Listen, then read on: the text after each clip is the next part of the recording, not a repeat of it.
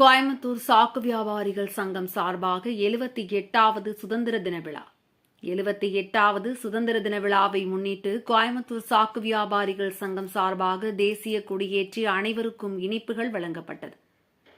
நாட்டின் 78வது சுதந்திர தின விழாவை நாடு முழுவதும் உள்ள மக்கள் மகிழ்ச்சியாக கொண்டாடி வருகின்றனர்.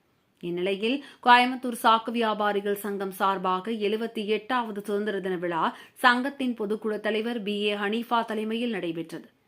இதில் சங்கத்தின் தலைவர் உபைதுர் ரஹ்மான் தேசிய கொடியேற்றி மரியாதை செய்தார்.